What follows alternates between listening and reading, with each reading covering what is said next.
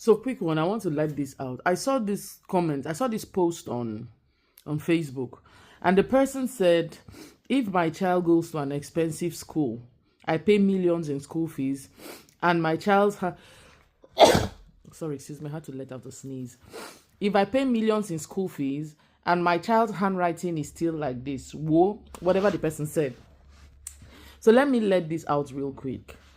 The handwriting of a child, right?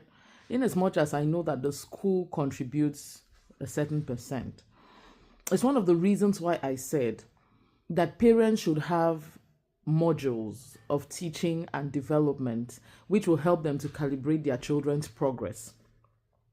Now, something like writing falls under the psychomotor development of a child, which deals with the gross motor skills and the fine motor skills. I want to zero in on the fine motor skills that has to do with, your hands, your ability to write and all that.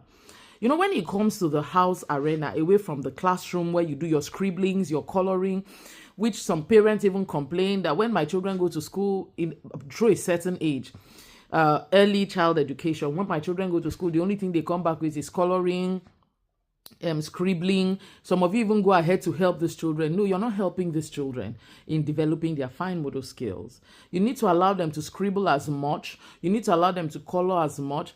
And when your kids are at home, you need to engage them.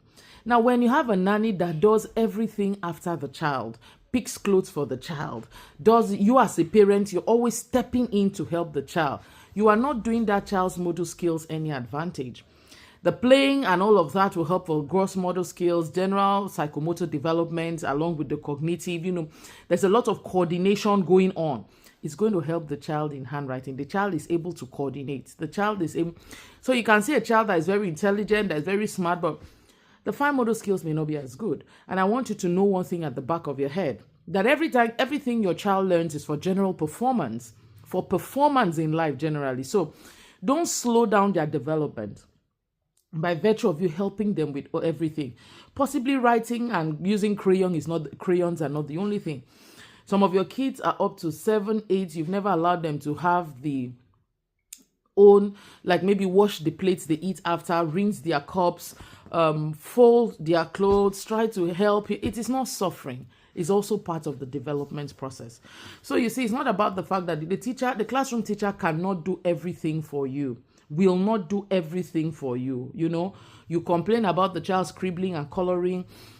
Let children engage their, extremities. Let them do things. Let them take a walk. That's why I have all of this in my book, For the Child's Sake. I have all of this. This one, nobody is going to do for you. As a parent should do it. So I have this, I was quite explicit in my book, For the Child's Sake. If you click the link in my bio, you can get an e-copy from Seller.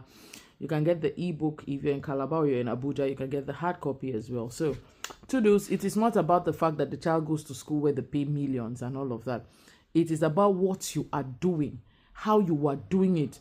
Sometimes you need to step aside and let the child come through for themselves when they work, when they use their hands, when they do all of those things, and so that the development can be truly beautiful.